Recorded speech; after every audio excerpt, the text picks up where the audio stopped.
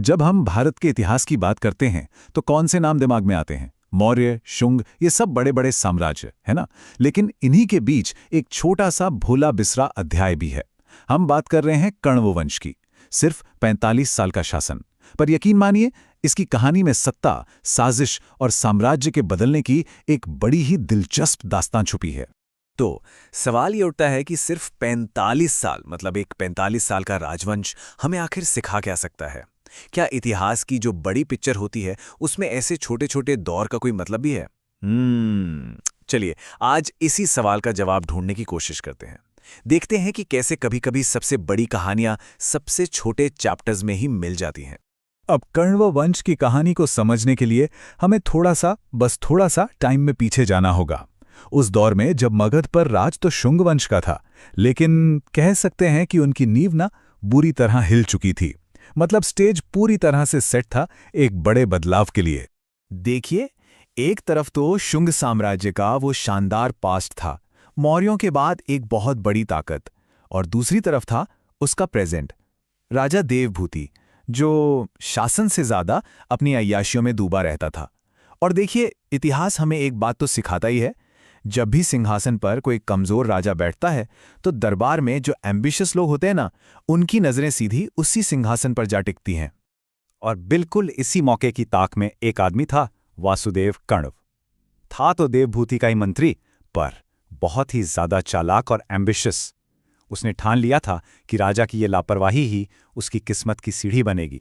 अब यहाँ इंटरेस्टिंग बात यह है कि ये कोई रातों रात हुआ विद्रोह नहीं था। नहीं, ये एक सोची समझी, बिल्कुल 4 स्टेप वाली प्लानिंग थी। देखिए, पहला स्टेप, वासुदेव ने राजा की कमजोरी को ही अपनी ताकत बना लिया। दूसरा, उसने धीरे धीरे आहिस्ता आहिस्ता दरबार में अपनी पकड़ मजबूत कर ली। तीसरा, उसने पर्दे के पीछे एक ऐसी साजिश रची कि राजा बेचारा उसमें पूरी तरह फंस गया। और फिर आया आखिरी स्टेप, लगभग 75 ईसा पूर्व में सही मौका देखते ही उसने देवभूति को सत्ता से हटाया और कण्व वंश की नींव रख दी। तो एक वंश की नींव तो रख दी गई, ठीक है, लेकिन देखिए, एक साम्राज्य बनाना और उसे चला पाना, ये दो बिल्कुल अलग बातें हैं। अब सवाल ये था कि वासुदेव ने जो कुछ हासिल किया, क्या उसके बाद आने वाले लोग उसे संभाल पाए? चलिए जरा देखते हैं इस 45 साल के सफर में सत्ता कैसे एक हाथ से दूसरे में गई और हर बार पहले से थोड़ी और कमजोर होती चली गई। अगर इस टाइमलाइन को देखें ना, तो पूरी कहानी बिल्कुल साफ हो जाती है। शुरुआत की वासुदेव ने, एक विद्रोही जिसने ताकत के बल पर सिंहासन छीना। लेकिन उनके बेटे भूमिमित्र के टाइम तक आते आते साम्राज्य छोटा होने लगा। नारायण के दौर में तो हालात और भी खराब हो गए। और फिर आखिर में आए सुशर्मन, वो आखिरी राजा जिन्हें हार मिली और जिनके साथ ही कण्व वंश का नाम भी इतिहास के पन्नों में कहीं खो गया। सिर्फ 45 साल, सोचने वाली बात है ना?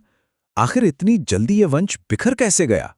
किसी भी साम्राज्य के गिरने के पीछे कोई एक वजह तो होती नहीं है, और कण्व वंश के केस में भी बिल्कुल यही हुआ। अंदर की कमजोरियां और बाहर के खतरे, दोनों ने मिलकर इसके अंत की कहानी लिख दी।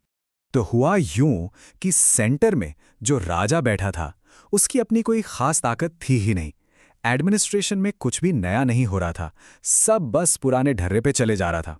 और इससे भी बड़ी प्रॉब्लम ये थी कि जो सामंत थे, जो फ्यूडल लॉर्ड्स थे, वो राजा से कहीं ज्यादा पावरफुल होते जा रहे थे। और कहते हैं ना, जब घर अंदर से कमजोर हो तो बाहर वाले तो हमला करेंगे ही। शक और सातवाहन जैसी नई ताकतें सिर उठा रही थीं। और बस आखिर में सातवाहन राजा सिमुक का एक ही वार काफी था इस कमजोर इमारत को गिराने के लिए। और इतिहास का बस ये एक सेंटेंस यही कारण था कि ये वंश अधिक समय तक टिक नहीं सका। पूरी कहानी को सम अप कर देता है। ये एक बहुत ही सीधा और कड़वा सच है कि मजबूत नींव के बिना कोई भी साम्राज्य ज्यादा देर तक खड़ा नहीं रह सकता। तो फिर क्या करें? क्या कण्व वंश को बस एक फेल्ड डायनेस्टी मानकर भूल जाएं? नहीं, बिल्कुल नहीं। क्योंकि इतिहास में ना किसी भी चीज की इंपॉर्टेंस हमेशा उसकी ताकत या वो कितने साल चला इससे नहीं नापी जाती। कण्व वंश का असली महत्व उसकी भूमिका में है, उस रोल में है जो उसने हिस्ट्री के स्टेज पर प्ले किया। इसे कहते हैं एक ट्रांजिशनल पीरियड, मतलब इतिहास का वो दौर जो दो बड़े पावरफुल युगों को जोड़ने वाला एक पुल होता है। और कण्व वंश बिल्कुल वही था। शुंग साम्राज्य के खत्म होने और दक्षिण में सातवाहनों के उदय के बीच का एक पुल। इसने हमें ये दिखाया कि जब एक बड़ी ताकत गिरती है तो एक वैक्यूम, एक खालीपन पैदा होता है, और उसी खालीपन में भविष्य के नए साम्राज्यों के बीज बोए जाते हैं। और ये पूरी कहानी हमें एक बहुत बड़े सवाल पर लाकर खड़ा कर देती है। क्या इतिहास सिर्फ बड़े बड़े साम्राज्यों की कहानी है, या फिर इन छोटे छोटे राजवंशों में, इन बदलाव के दौर में ही इतिहास का असली मतलब छिपा है? शायद बड़ी जीत और हार से भी ज्यादा जरूरी वो पल होते हैं जो एक युग का अंत करते हैं और एक नए युग की शुरुआत की वजह बनते हैं।